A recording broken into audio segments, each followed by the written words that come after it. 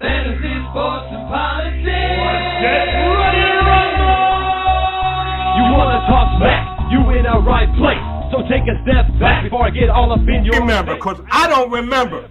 I remember every bit of this. You're the dudes holding on the phone line. Your voice will be heard, sir. Next caller, please. Oh! Derek's gonna get him. Fantasy, sports, and politics. Fantasy, sports, and politics. Fantasy, sports, and politics. Fantasy, sports, and politics. Listeners are asking questions about this week's games, not Jerry's personal beef. So what's your thought?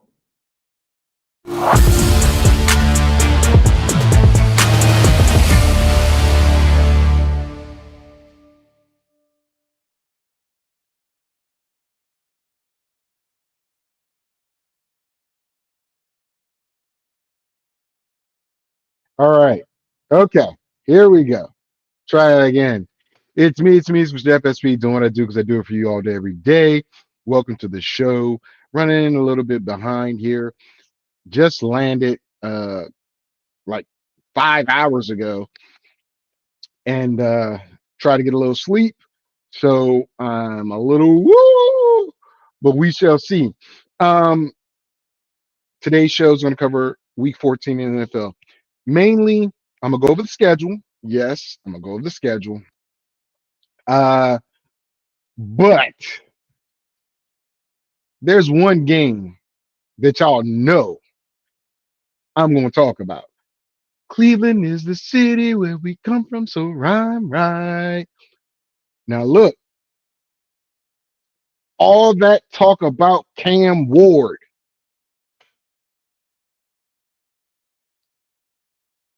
Tennessee goes into oof, oof, oof, oof, dog pound. Now don't get it twisted, ladies and gentlemen. I am not a Cleveland Brown fan any longer. I am a Shedeur Sanders fan for the Cleveland Browns. Also Myles Garrett and the defense. And maybe Jenkins. But I don't like Kevin Stefanski. I don't like the tools outside of Jenkins that's in front of any quarterback for that team. Outside of Njoku, Fannon's a rookie, so we'll see what he does next year. I had hopes for Tillman. Maybe he'll get some chemistry with Shedeur, if Shedeur is the quarterback. But they just brought back Deshaun Watson. So, yes, we're going to talk about Tennessee versus Cleveland. That's going to be the last game we talk about because I have the most to talk about. Okay? Whew. Let me get my stuff together. Let me calm down. I just came back from Belize celebrating my wife's 50th birthday. Her family was there. Sisters, cousins. Interesting time. Had a good time. Belize is a nice place to go. Even a nice place to own property.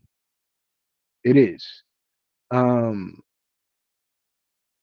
telling you, Central America, that thing's about to boom. So if you can get down there and get something, do it. Do it. Not Belize City. We were in Placencia, I believe it is.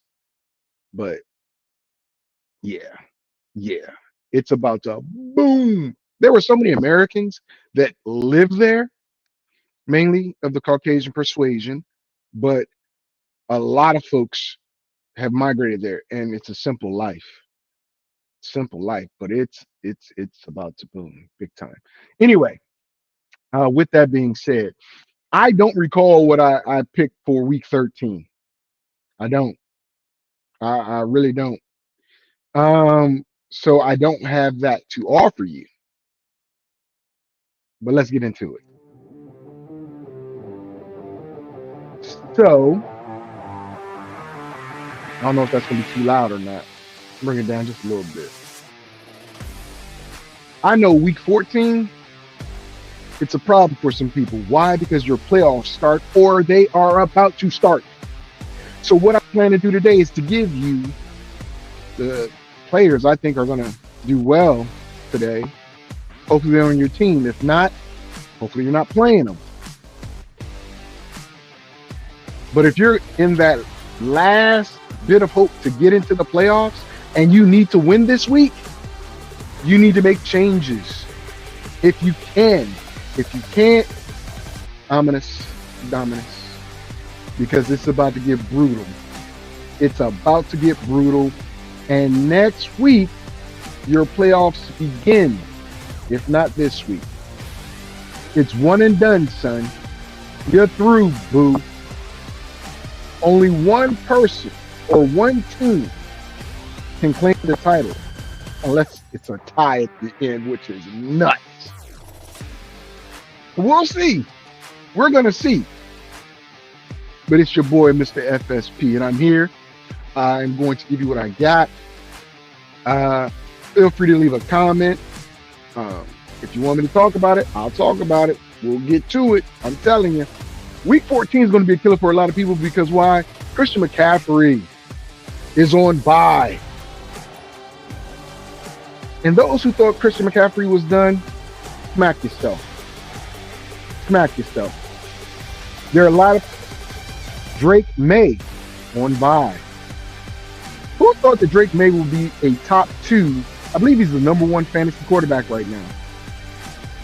I drafted him thinking he would be my backup. I traded him because I needed help in other areas. So who would have thought? You might be in that situation. Let's get to it. Seattle at Atlanta. I'm going to say it like this. I absolutely love the head coach, Raheem Moore, of the Falcons. Unfortunately for Raheem, this is year 2 as the head coach, but the same result as year 1. And there may be some consequences coming. I know Arthur Blank loves him. He thought he never should have let him out the door when he was the interim head coach. Injuries are injuries are injuries, but performance, when you're winning games, I think they have been in a lead 5 or 6 times this year and lost the game in the 4th quarter. Everything was good. It was all good until the 4th quarter. Raheem is on that hot seat. And playing Seattle, who's soaring, even though Sam Darnold still is, it's a little different. Seattle's defense is no joke. Atlanta's defense is going to have to step up and stop Jackson Smith-Njigba, a guy that he's leading the NFL in receiving yards, I believe touchdowns as well. And he's 3rd in receptions behind Christian McCaffrey, a running back, and Puka Nacua. Isn't that crazy? But Jackson Smith-Njigba is that guy you want. What's up, my guy? Thank you. And you know what? I want to talk about this too. Ohio State. Y'all not the real OU. Indiana. Y'all took their quarterback out, and they still won. Why? Left. We're going to get to it. We got a little bit of time. All right? But Atlanta does not have that much time with Raheem. I think Seattle's going to win this game, but Raheem has got to make this a close game. If they get blown out, like some people are picking them to get blown out by like 6 points, so that's basically a touchdown, right? That's the blowout. When you have the caliber of players in Atlanta, I get it.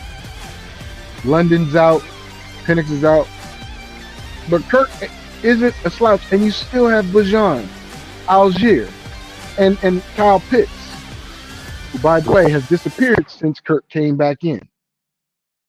You might not want to play Kyle Pitts. You might want to play your backup tight end if you have one, or go to the waiver wire and grab someone because one, he's not throwing Kyle the ball. Two, Seattle's defense is probably going to force him to go other places anyway. I would sit Kyle Pitts. That's just me. And I will once this is done. But I've got Seattle winning that game. Next game, Pittsburgh and Baltimore. This is for the quasi lead of the AFC North. Believe it or not, what's up, Blair? How you doing? Believe it or not, the Bengals have a shot at the division. Both of these teams are 6-7. I'm talking about the 6-6. Pittsburgh and Baltimore. One's going to be 6-7. One's going to be 7-6, and they have another game to play before the season ends. Right? So here's what I'm gonna tell you. Pittsburgh, offensively, they're the pits, man. Warren and Gainwell, decent combination. But if you're not gonna get the ball to DK on a regular basis, at least get it to Washington. Here's the thing. Washington is a tight end who is 6'5", 311 pounds. Use him in the middle of the field. Jump balls. He's going to lose some ribs. But he's going to catch the ball and he's going to run people over. If you're not going to throw it to Austin, because he's not a number 2 and he's a number 3, you don't really have a number 2 wide receiver. Your run game is Gainwell is your second leading receiver on the team. Your backup running back is your second leading receiver on the team. There's no wonder that the Pittsburgh's defense is on the field so much. And I'm probably going to be wrong. I picked Pittsburgh to go to the Super Bowl with Aaron Rodgers. I did. I'm probably going to be wrong. Not a problem. I've done that before. But in this game, Lamar's going to get the ball to Flowers. Lamar's going to get the ball to Andrews. Andrews has a history of scoring against Pittsburgh. Look it up. I'd play him over Pitts. Then, Derrick Henry. Let me see, make sure I'm right. It's in Baltimore. Weather's really not a factor because they both play in crappy weather, but the crowd is beef. All right, look. Here's my pick. Baltimore. I'm laying Baltimore. Right? They're surging. They're starting to get that surge. I don't know what's going on with Pitt, but even Mason Rudolph isn't that good, but he kept them in the game versus Chicago. We'll see what happens, but I've got Baltimore winning this game. All right, next, I'm going to save that for last. Cleveland and Tennessee. I'm saving that one for last. Next game, Indy and Jacksonville. Now, I told you guys 2 weeks ago, I believe, or a week ago, looking at the schedules, Jacksonville, Houston, and Indianapolis. Indianapolis is about to fold. I told you they were going to lose last week, right?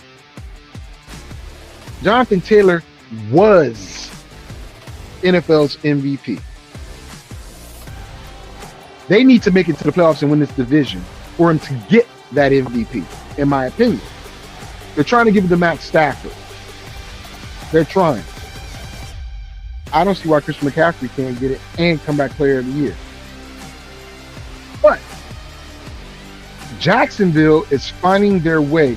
I like the Jacoby Myers, Brian Thomas Jr., and I wish Hunter was healthy. That would be a dope 3 wide receiver set, but I like that combination. Here's the thing. Jacksonville has to take a page out of Indy's book and run the ball. Tootin and ATN, if they combine for over 100 yards rushing, Jacksonville wins. It's like 10-3 when they run for over 100 yards. Jacksonville, that is. Run the ball. Set up that play action. Do something strange for some change. I think strange.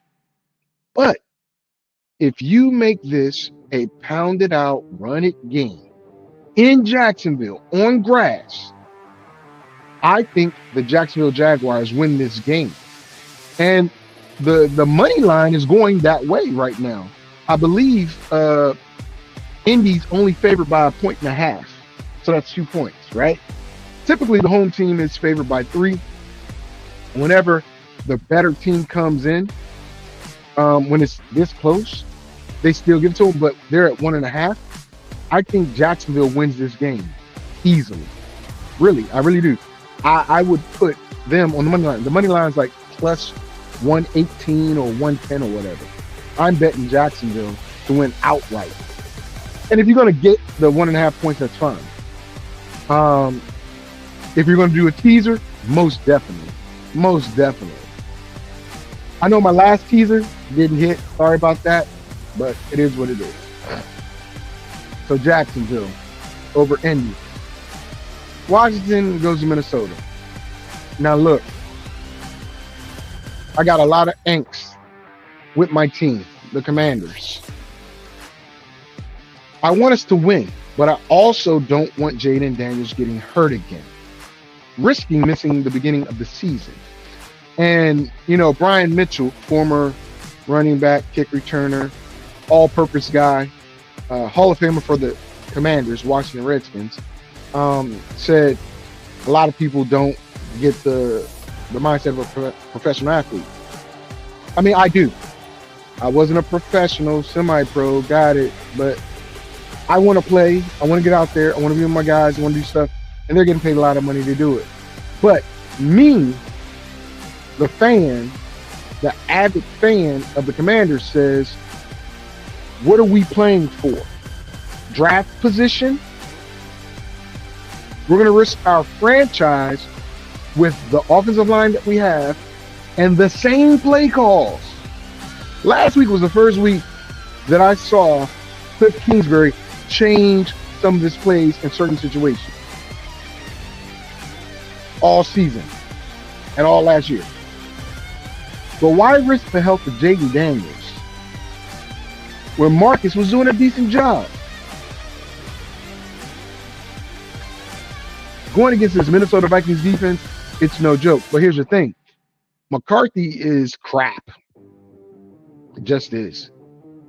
But McCarthy can show flashes of greatness if our defense does not clamp down and do their job. I will admit, under our head coach, the defense has played better. It has. Witt, I like you, my guy, but I think Dan Quinn's play calling, and you're a disciple of him, is better than yours. And he's been calling some great defenses that kept us in games. And that's what we need here. Washington, they have the tools. Terry McLaurin came back with a vengeance. I think it's going to be Deebo Samuel's time, to explode. But Washington has to make sure Justin Jefferson doesn't get the ball. J.J. McCarthy helps with that too. Throwing the ball here, throwing the ball there. Not here. We'll see. Aaron Jones, Jordan Mason, got to be stopped. T.J. Hawkinson disappeared, but he might appear this game. He might. I'm going to go with the home, because my team, because the home team is Minnesota. I'm going with Washington to win this game because I think Washington they've got it. They just need to put it all together. The offensive line needs to become a power rushing offensive line. They got it. Dropping back 40 times a game, if we have to, okay. But that should not be our go-to. We got Rodriguez, we got Bill, Rodriguez, in my opinion, should have been the starter from the get-go because he's a power back. I get it. Bill is more like Austin Eckler, right? But he's not as big as Austin. Because Austin go between the tackles and outside and catch the ball. I get that. That's why I wasn't too mad when Brian was traded. Brian Robinson Jr., I should say. Brian Robinson Jr. was traded to the 49ers. I was mad because he was our pounding back. And he showed up during the season. People say, he's a bum, we don't need him. Shut y'all mouth up because we did need him. Because we weren't running Rodriguez. But let me bring back down. Because my music came down. All right. But I got to pick Washington. I'm a homer on this. I'm picking Washington. Next game is Miami at the Jets. Last I checked, it's December. Also, last I checked, Miami doesn't win in December. The last 4 or 5 years, 6 years probably, they don't win in December. Tyrod Taylor is your quarterback. I got it. Breece Hall is the back, getting a lot of love. They're doing it with smoke and mirrors because your number one receiver is out. He's on IR. Tyreek Hill on one side, and Garrett on the other side. So Tyrod Taylor has less to work with than Tua. Tua still has Waddle.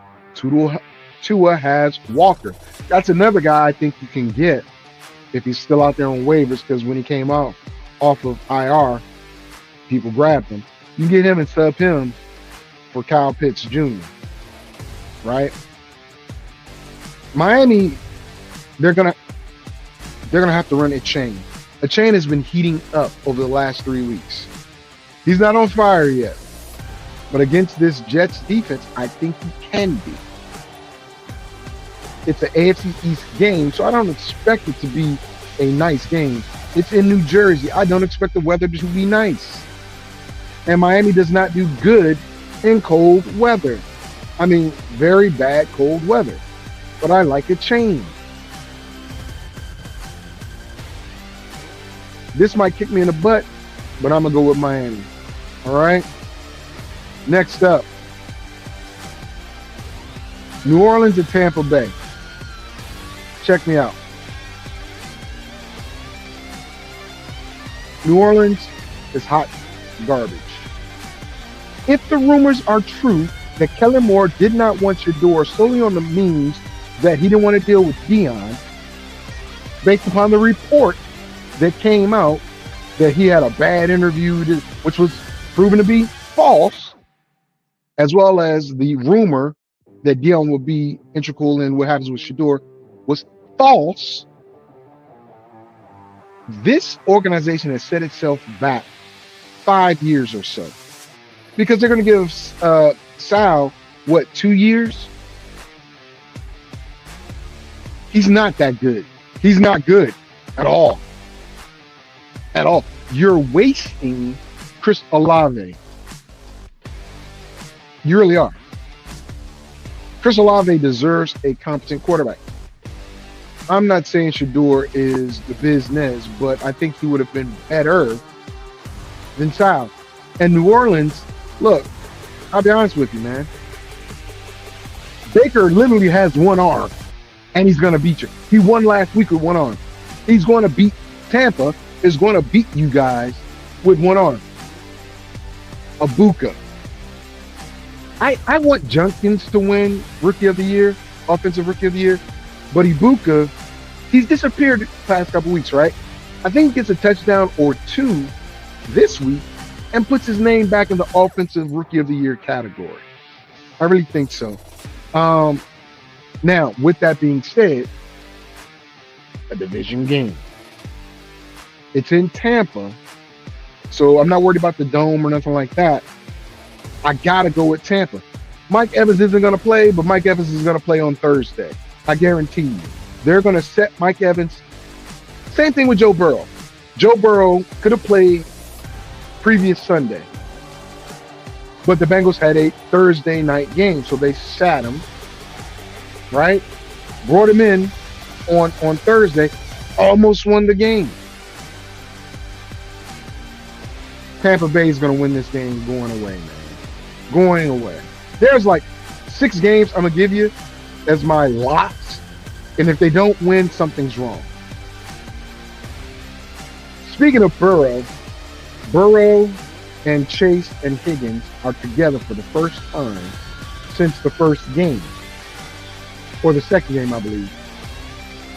And they're going against the Bills, who look like they're going to finish second in the East to the Patriots. I told y'all, look out for them Patriots. I didn't have the Patriots winning the division, but I told you look out for the Patriots, right? Buffalo, I don't know what to make of Buffalo. Sometimes they're good, sometimes they're not, right? Cook has been on a heater all season when they give him the ball. Doesn't matter who the receivers are, apparently, because Josh Allen is he's distributing the ball to everyone. Watch out for Josh Allen to sneak in there and possibly steal MVP like he did last year. He didn't have better stats than Lamar anywhere, but he still won MVP of the league. So it wouldn't surprise me. They make the play. Well, they finished with 12 wins, right? They win 4 of the last 4? Yeah. 4 of the last 5 is week 14. And they make it the playoffs. I wouldn't be surprised. But in this game, I got to go with the over. I really can't pick a winner in this game. The over is like 50.5. Bro. Cincinnati can't stop nobody. Buffalo can score. Cincinnati can score. Buffalo's beat up on the defensive side of the ball. This is an easy over for me. I don't see the defenses stepping up in this game. I said the same thing last week with the Rams and stinking Carolina, and look what happened. They went to 70 points. Don't do me dirty, Buffalo and Cincinnati. We know Vegas likes to fix things. This game should go over easy. But if I have to pick a winner, I'm going to go with Buffalo. Only on the strength that Buffalo has, I think, a little better defense. So that's where I'm going to go with that, okay?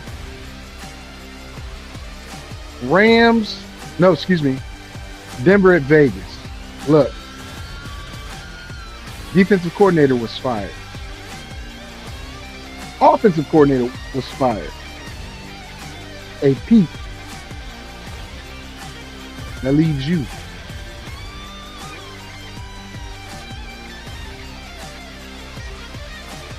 Geno is your guy, but Geno is not the guy.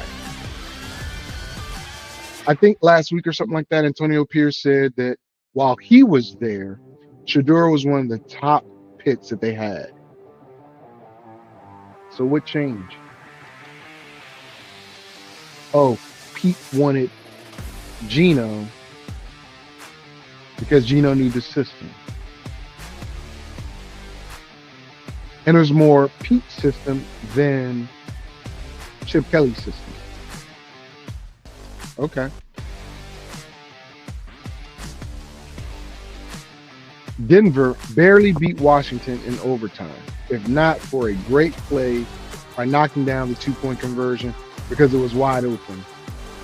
Denver is going to make an example. Another division game, but Denver is going to make an example of the Raiders. Right now, I believe Denver is the number 1 or number 2 seed behind the Patriots or in front of the Patriots. 1 or 2. Doesn't matter. they've beaten Kansas City.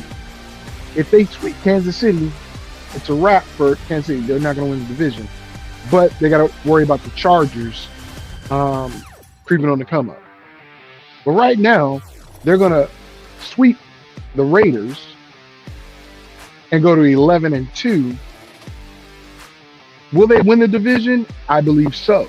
I predicted that in the preseason.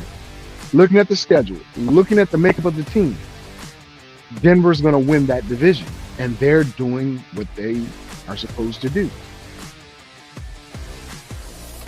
I think Pete is going to be one and done. He's going to be one and done with the Raiders. And it might be a career for Pete. But who do you go and get? We have a monster like Genty.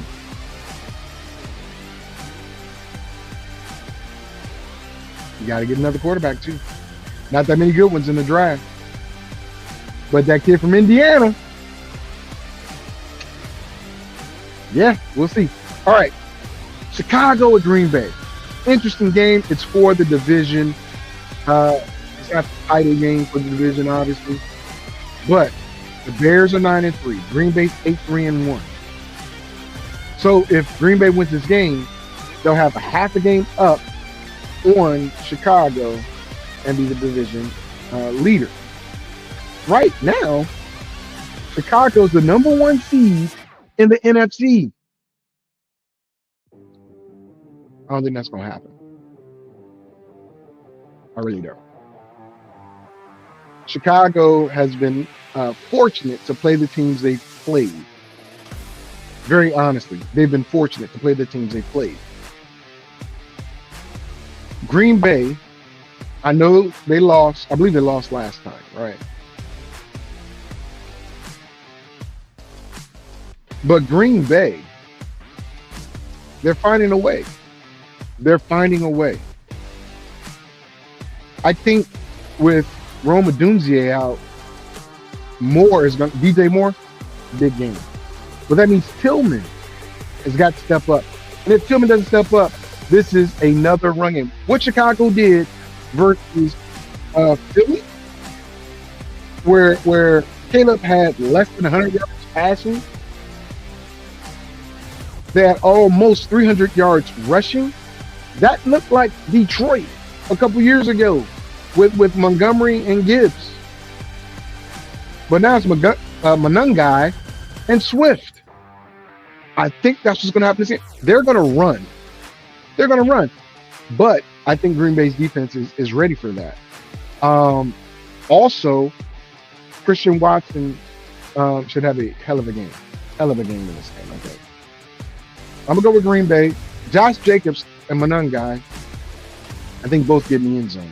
I really do. I was fortunate enough to pick up Monangai in one league. I was like, really? But it's a league where you can only have 4 running backs, right? So I grabbed him. But this is going to be a good game. It's going to be a good game. I'm going to go with Green Bay because I think Green Bay is just a better team. Next game up, Rams at Arizona. Look, I told you guys this probably at the beginning of the season, or at least the first month into the season, about Kyler Murray's contract. It's a lot of money. A lot of money, right? And Kyler could have come back this week, but they're keeping him on IR. And Jacoby Brissett has won the job.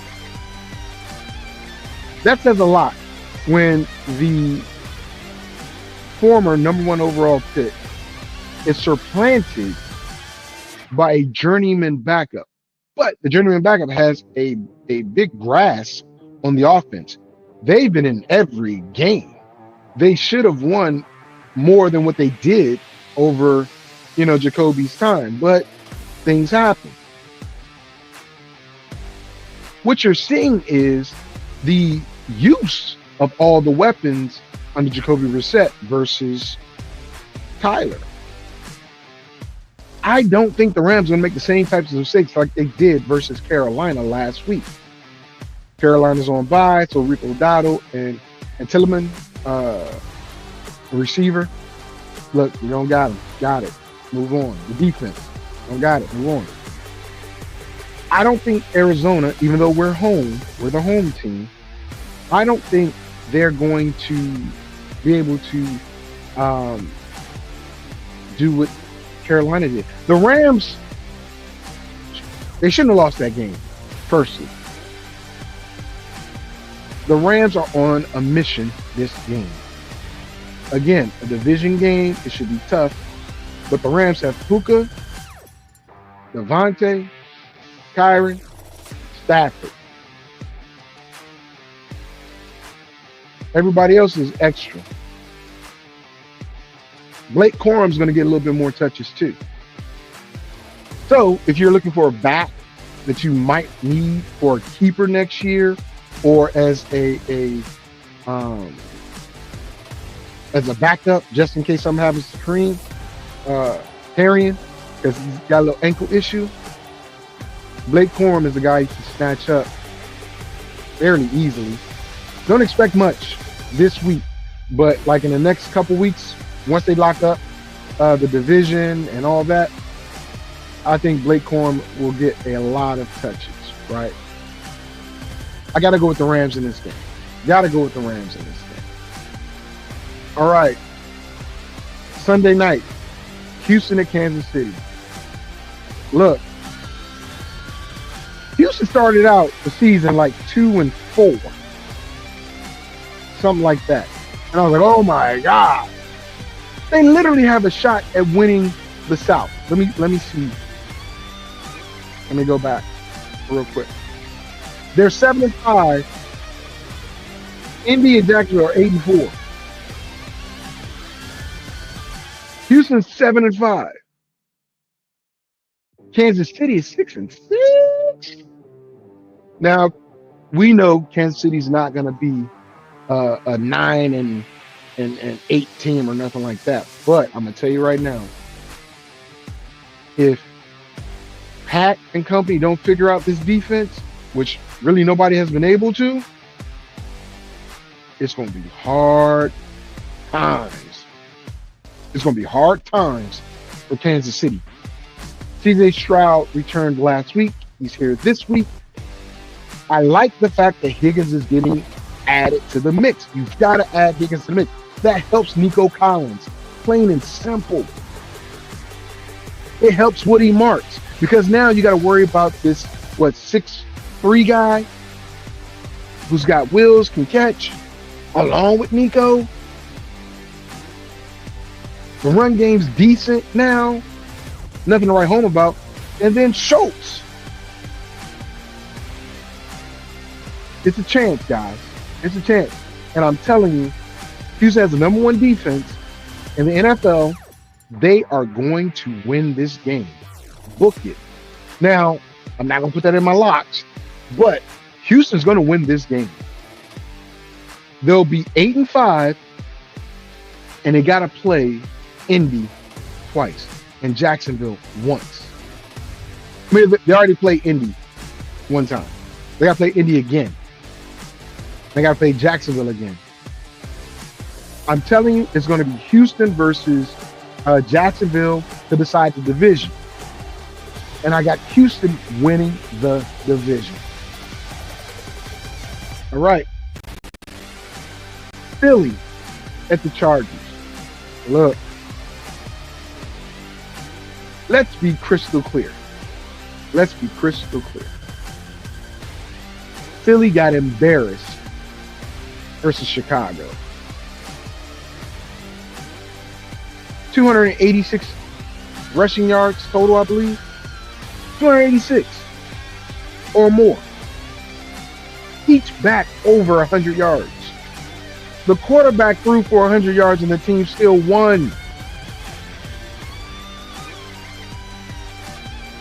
Amarian Hampton is due to return. Him and Vidal could be a very good 1-2 punch. But you still got Ladd McConkey. You still got Quentin Johnson, who fell off, who I predicted. I'm going to tell you about a trade that Jerry Taylor made.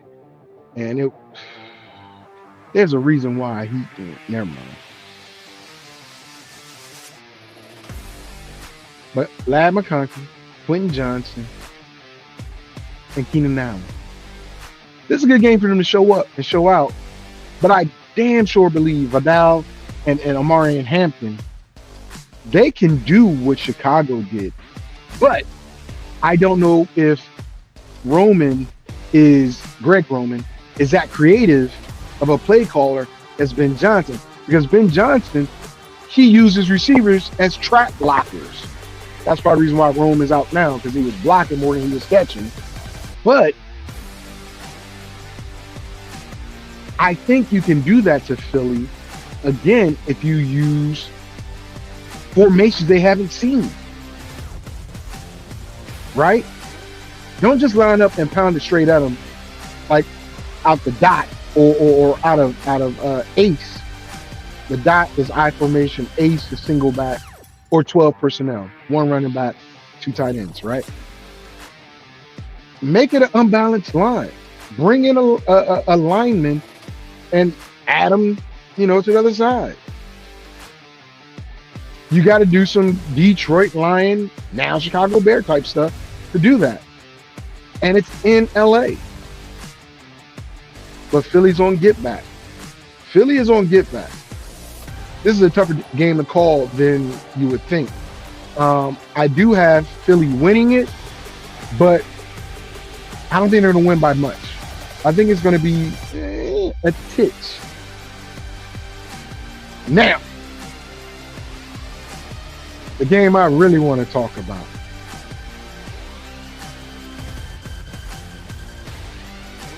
Tennessee going to Cleveland. You can call me a Cam Ward hater all you want. The proof is in the pudding. Cam Hayward, I'm sorry. Cam Ward hater all you want. Call me a Cam Ward hater all you want. Doesn't bother me. You know why it doesn't bother me? Because Cam Ward is proving what I said all summer pre-draft long. He's done it. He has not been what everybody said he was. He's less than Shedeur. You can tell me what you want. And I'm going to tell you this. 2 games versus, 13 games? You got more to see with Ward than you do with Shedeur. Ward had every rep from the time they drafted him to today when they play to prove he's a better product, a better player, a better character. The thing that people said was the problem with Shedeur.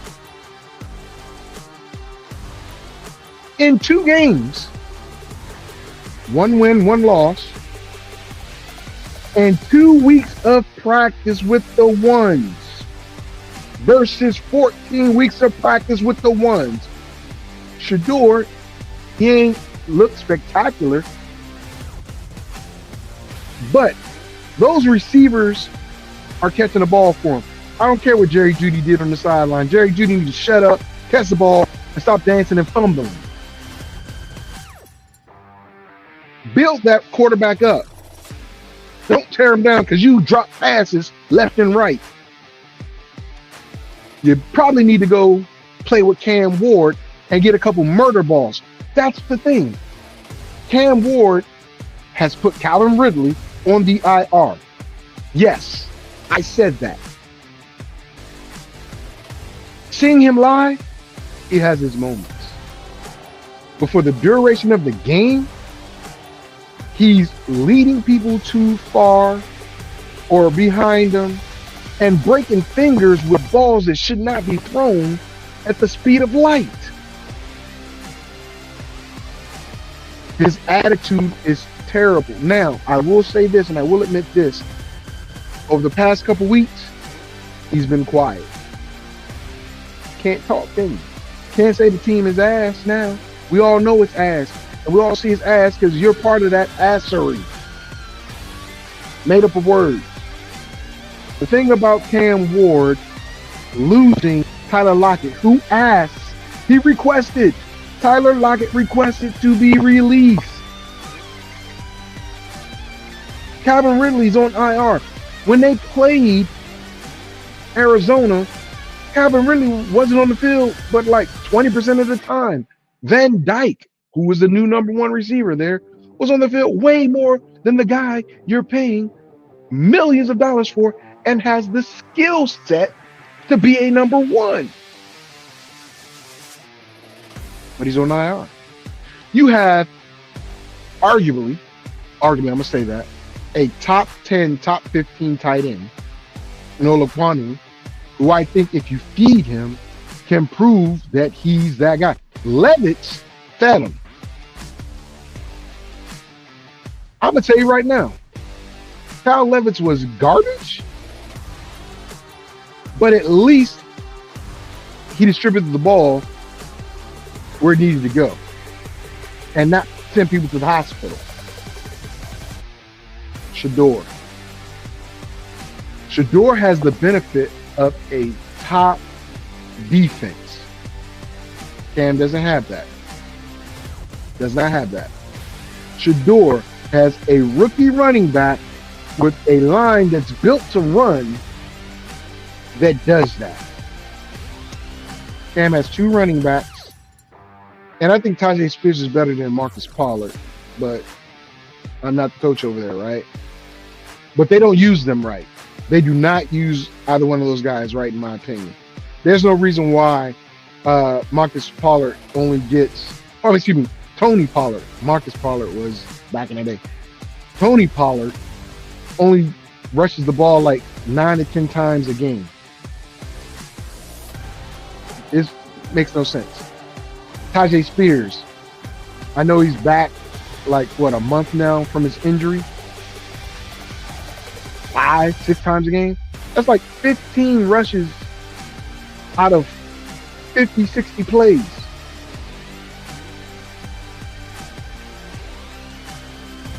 Okay. Cleveland's going to win this game. And then the whole conversation is, who was number one? Who should have? But again, let's put this in perspective. One person had 14 games of practice and work. One has had 2 weeks, now 3 weeks of practice and work, and has a better defense. And I'm going to argue, even though I don't like Kevin Stefanski, a better game plan in place. I would also argue that Cleveland at home is way tougher than they are on the road. That dog pound, Myles Garrett probably going to say, I'm going to put it on this. Myles Garrett gets 2 to 3 sacks of Cam Ward. 2 to 3 sacks. He's going to add them to that graveyard. 2 to 3 headstones of Cam Ward. Book it. If they throw the ball 40 times a game, like they have been, Myles Garrett is going to get 2 to 3 sacks today. And the conversation of who should have went 1 or 2 or who should have drafted them, Shedeur or Ward, it really doesn't matter because Shedeur does not have the body of work that Cam does. But I'll say this, Shedeur went up against the Raiders defense, which was poo-poo, the 49ers defense, which is a lot better, and now Tennessee's defense, which is supposed to be good, but they're only good for like 2-3 quarters, I'll be honest with you.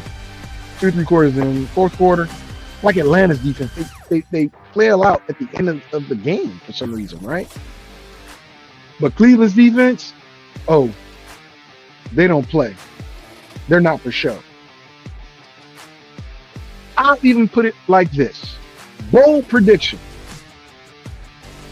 I think the Cleveland Browns will have 7 points on the board before their offense gets the ball, if they don't receive the ball in the opening kickoff. Matter of fact, I think it might be a kickoff return for a touchdown. That's how bad I think Tennessee's defense and special teams are. Either it's going to be a kick return for a touchdown or a defensive score before the offense gets on the board. or gets the ball. Sack, strip, fumble on one of them 2 to 3 sacks I think Myles Garrett gets. Very possible. Very. So it's no thinking here. I'm going with Cleveland. I'm going with Shedeur. I like Jenkins. Like I said, I want Jenkins to win Offensive Rookie of the Year because I think, especially what they're doing with him now, he's running the rock like 20, 30 times a game, and he's being effective. This kid had no preseason. He had no mini camps. He came in week 1, 3 days before the first game. Signed his contract. Played and started week 3 or week 4. And has been a monster for them. Now, again, Cleveland has not been doing well, and Ibuka came in like a house of fire. So we'll see who wins it. But I'm telling you, I would not be shocked if Jenkins wins that Offensive Rookie of the Year, especially if Cleveland goes on a tear and wins like the next. They're going to win this game and closes out the season, winning 3 of the last 4 or 4 of the last 5. And Jenkins is the reason why. Here's the thing. Cleveland has it set. Fannin is a rookie. They might not re-sign Njoku, even though Njoku wants to stay. Jenkins is a rookie. Shedeur is a rookie. What does a quarterback need to be successful in the NFL? A good offensive line. Cleveland has it. A strong run game. Cleveland has it with him, Sampson. A solid tight end to dump the ball off to, which he has, with Njoku and Fannin. A smart quarterback, which Shedeur is, and give him 2 reliable receivers. Tillman can be that guy. He's got to shake the dirty dust off of him. But Judy ain't that guy. Cleveland needs to invest in a top-tier wide receiver coming to play for Shedeur if he's the quarterback. Dylan Gabriel, as we all thought, who are Shedeur Sanders fans, is a backup and is not better than Shedeur. That's why, even though he's cleared concussion protocol, he's the backup. He had enough games to show you what he was. Oh, he's got a bigger arm. Oh, he makes better decisions. I think Shedeur has been throwing deep balls the last couple games, and they've been connecting. I think Shedeur has done well in the limited reps that he gets, or not reps, but limited passes he gets in games, which is good. I'm okay with that. 20 to 25 this year is good. Right? Once he gets that stud receiver with him, then 30. So 5 extra passes can mean a world of difference to a quarterback. From being a game manager to a game winner. Because once you hit 30, you're in your groove. I might let you hit 35, 40. But at 30, you still have a balanced attack, a balanced run game with a passing game. Because you get roughly 60 plays on offense in a game, right? So 30 passes is half of the offense. 25 passes is what? 35, 40% of the offense? You got to think like that, right?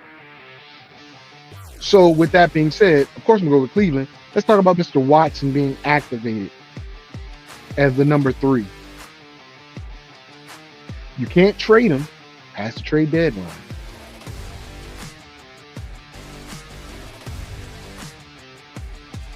Watson got more passes to first and second teamers in practice than Shedeur got. when he was number 2. Watson is also that veteran. Watson knows what to do, but Watson's skill set diminished a little bit, man. I'm just gonna be honest. Ever since the massage scandal, his skill set has diminished. But showing that he's back from the injury makes him tradable next year or during the draft. They're holding on to that guy. They're going to get some type of capital because think about it. Cleveland has so much money tied up at the quarterback position. They have to go with Shedeur and Gabriel. They have to. They have money to go nowhere else. That's why they have to draft one of these top wide receivers. There's a guy in in Ohio already that's a stud wide receiver that probably would look really good if he stayed in Ohio. Cleveland, to be exact. He didn't help him win yesterday.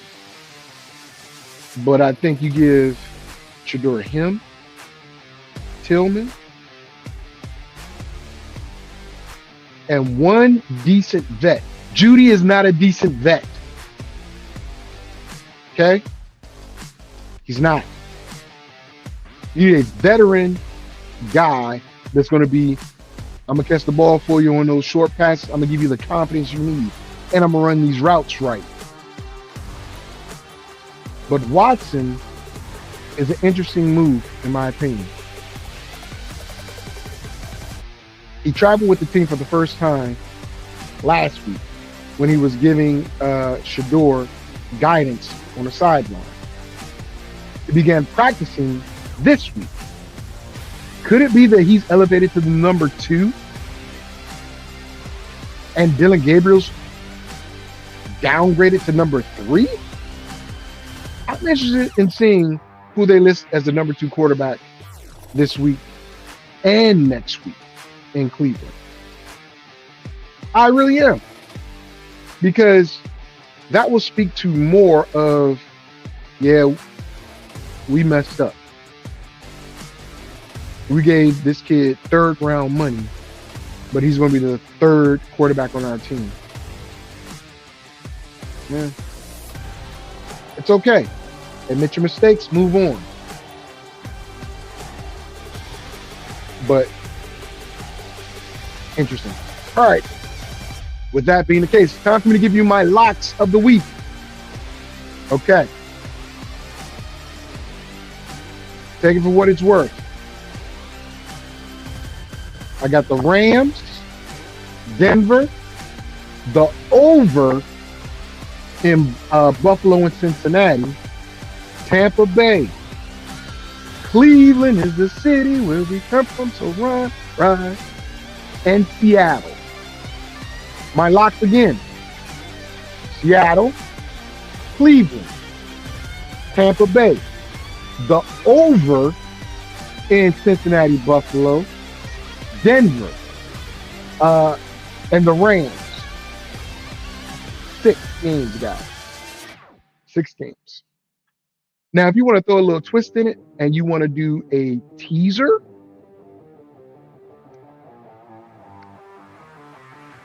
here we go. Teaser says Denver would be a 1.5 point dog to the Raiders. The Rams would have to win by 3. I think 3.5, something like that. The over goes from 52 to like 46 in Cincinnati, Buffalo. I think that's done in the first quarter, the first half. Tampa goes down to like a 1.5 dog, so easy money. Jacksonville becomes an 8-point dog. I think Jacksonville is going to win the game outright, so 8 points is good. Cleveland becomes a 3-point dog because they're favored by 3.5. And Seattle, I think they come down to like 4.5.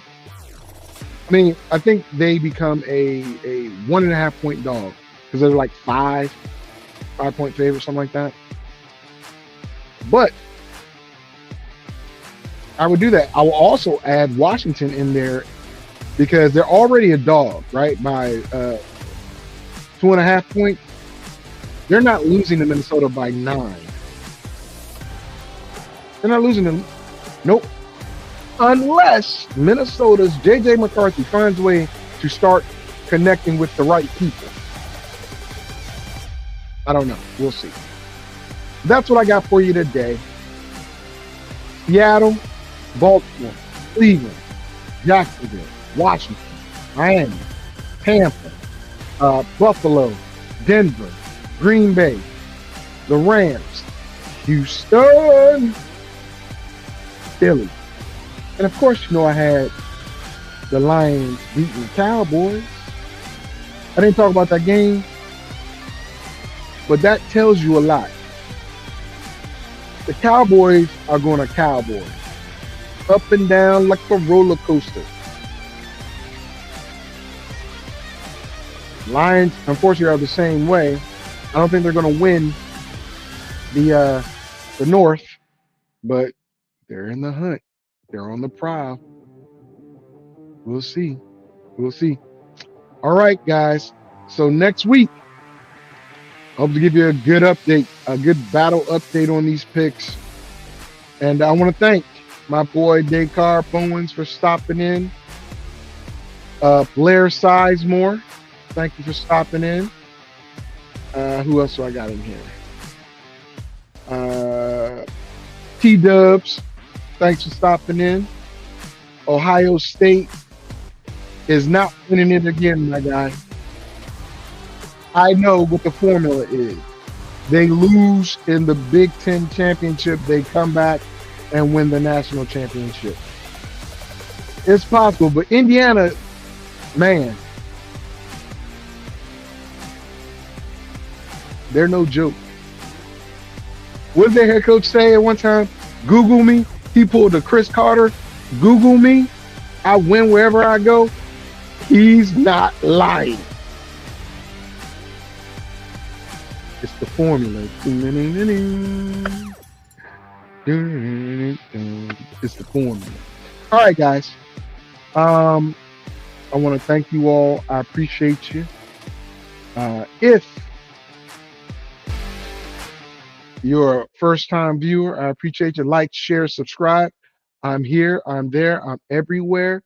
I'll see you next week. Love me. Tell everybody about me. Trying to get me paid, baby. I know that sounded like real bad, but I'm out.